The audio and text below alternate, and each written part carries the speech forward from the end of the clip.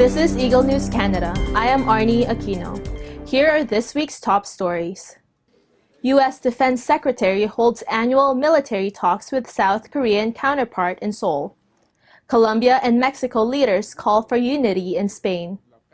Teams race to save wildlife in drought-ravaged central Brazil. Now for the details. U.S. Defense Secretary holds annual military talks with South Korean counterpart in Seoul on Saturday. Michael Gruzo with the details. U.S. Defense Secretary Jim Mattis and his South Korean counterpart Song Young-moo co-chaired an annual security consultative meeting in Seoul on Saturday. Mattis arrived in South Korea on Friday for a two-day trip to the country, as tensions with North Korea climb ahead of a visit to the region next month by President Donald Trump. Mattis emphasized diplomatic efforts to resolve the North Korean missile and nuclear crisis, as he stood at the tense and heavily fortified border between North and South on Friday. Tension between North Korea and the United States has been building after a series of weapons tests by Pyongyang and bellicose verbal exchanges between Trump and North Korean leader Kim Jong-un, stoking fears any miscalculation could lead to an armed confrontation. Reporting for Eagle News, I am Michael Gruzo. I'm one with 25. Thank you, Michael. Colombia's president and Mexico's foreign minister called on Friday for unity and calm in Spain amidst the Catalonia uprising. Jerlene Sanfuego reports. Colombia's president and Mexico's foreign minister called on Friday for unity and calm in Spain, as the Madrid government sacked Catalonia's president and dismissed its parliament hours after the region declared itself an independent nation in Spain's gravest political crisis since the return of democracy 4 decades ago. El gobierno colombiano ha estado siempre acompañando al gobierno de España, respaldando la posición del gobierno de España. Queremos una España unida. Eso es lo que a España le conviene y al mundo le conviene. In Mexico, Foreign Minister Luis Videgaray said Mexico would not recognize Catalonia's unilateral independence. México no habrá de reconocer una declaración unilateral de independencia catalana. En segundo lugar, como lo dijo Donald Tusk hace apenas unos minutos, hacemos votos para que este profundo conflicto de un origen histórico complejo se resuelva a través de la fuerza de los argumentos, no a través de los argumentos de la fuerza. Prime Minister Mariano Rajoy said in a televised address on a day of high drama anew, regional election will be held in Catalonia on December 21st, as well as removing Carles Puigdemont as the head of the autonomous region. He also fired its police chief and said central government ministries would take over the Catalan administration. In a stunning show of defiance of Madrid, the Catalan parliament had voted in the afternoon to make a unilateral declaration of independence. Several European countries, including France and Germany and the United States, also rejected the independence declaration and said they supported Rajoy's efforts to preserve Spain's unity. Reporting for Eagle News, I am Jerlene Sanfuego and I am on with 25. Some lucky wildlife are getting a second chance in central Brazil as a prolonged drought parches the terrain. Justine Cusi reports. In the state of Tocantins, animals are finding themselves stuck in deep, sticky mud as they search for some relief from the blazing sun. Dozens have died on Bananal Island in the southeastern part of Tocantins.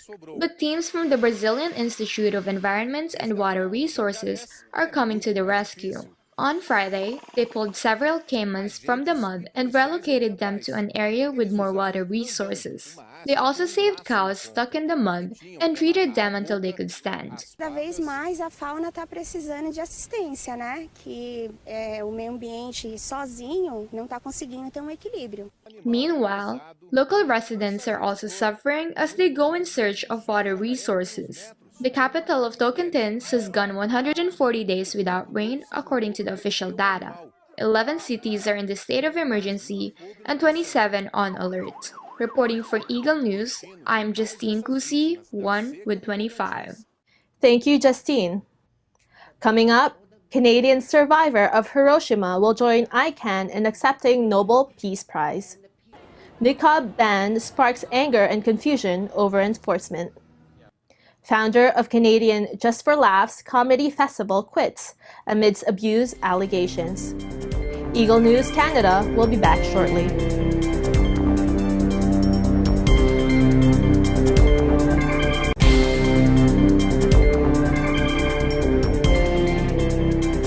Welcome back.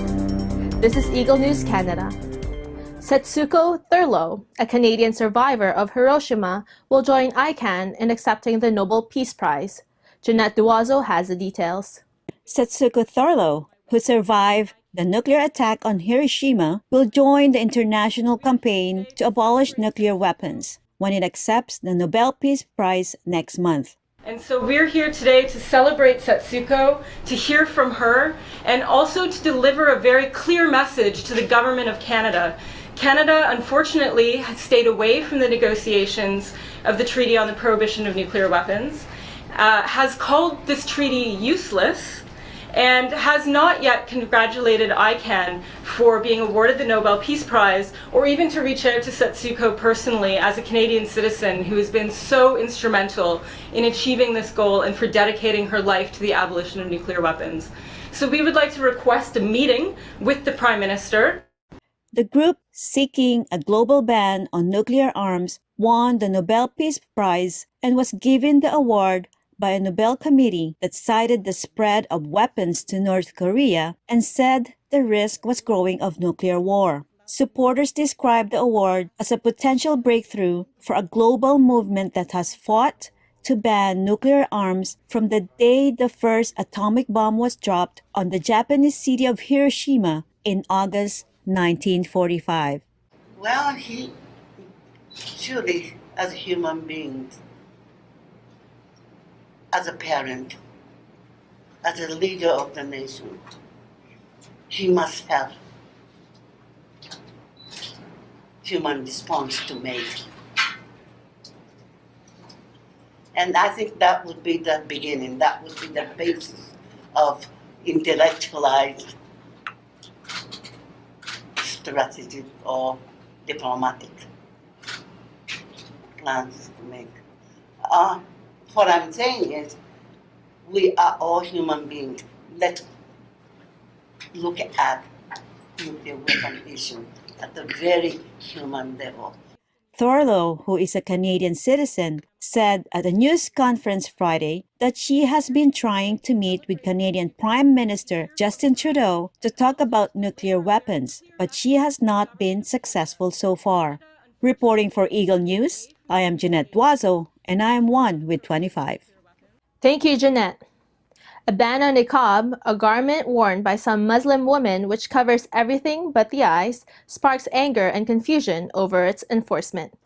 Quebec will ban face coverings for people giving or receiving provincial government services under a law passed last week that has received a mixed response and has sparked a debate on how the new ruling would be implemented across the province. The supporters of Bill 62 say the law defends modern secular traditions in Quebec, while its detractors say it encourages discrimination against Muslim women in the mainly French-speaking Canadian province. Throughout the whole bus ride, I have to uncover my face. Like, what is the reason behind it? What did I do? What crime did I commit that I have my fundamental rights violated? While the law 2018 does not specify which face coverings are prohibited, the debate has largely focused on the niqab, worn by some Muslim women, which covers everything but the eyes. People affected by the law would include public sector employees, such as teachers, police officers, hospital and daycare workers. The law allows for exemptions under certain circumstances, although it did not provide details. Regulations setting out how the new law will be enforced are yet to come. Even if you believe that the niqab is oppressive in some way and that women are struggling with this, if that really is a problem, cutting them out of public transit and access to education and medical care is simply not the solution. Like France, which passed a ban on veils, crosses, and other religious symbols in schools in 2004, Quebec has struggled to reconcile its secular identity with a growing Muslim population, many of them North African immigrants. Incidents of Islamophobia have increased in Quebec in recent years. In January, 6 people were killed in a shooting at a Quebec City mosque. A French-Canadian university student has been charged as a sole suspect. Reporting for Eagle News, I am Ann Salmerano, 1 with 25. Gilbert Rozon, the founder of Canadian Just for Laughs Comedy Festival, quits amid sexual abuse allegations. Rachel Kilantang reports. The founder of Canada's comedy festival Just for Laughs has resigned from his own company in the wake of allegations of sexual harassment. Gilbert Rozon made the announcement on his Facebook page on Wednesday night.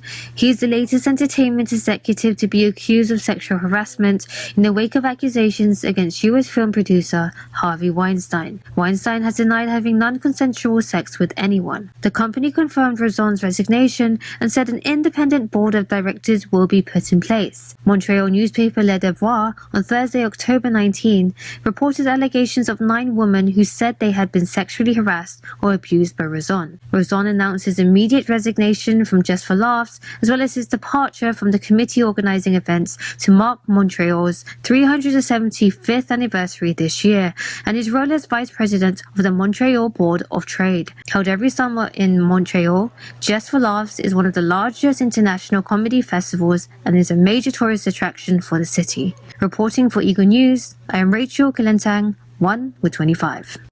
Thank you, Rachel. Coming up, Toronto gets a taste of Manila. Eagle News Canada will be right back.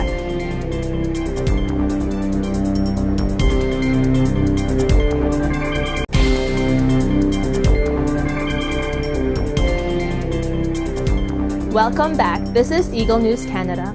EBC's Ashley Sakmar takes us to the Taste of Manila, where Pinoy food captivates Torontonians.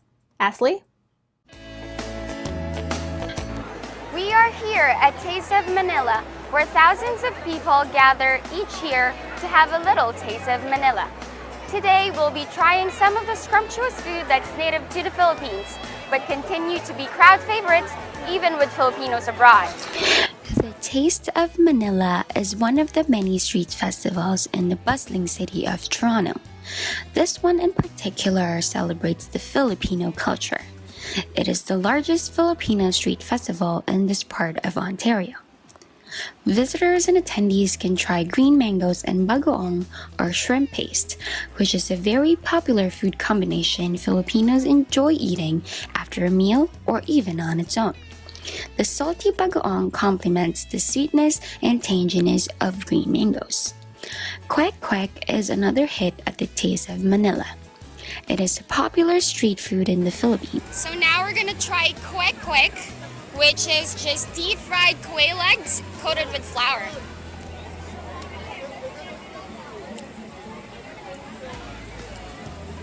Smoothies and shakes are also mainstays since Philippines is a tropical country. Filipinos looking for something refreshing usually take their time to visit and stop by a smoothie stand to grab fresh fruit squeezes and cool down a little bit. Reporting from Toronto, Canada for Eagle News, my name is Ashley Sakmar and I am 1 with 25.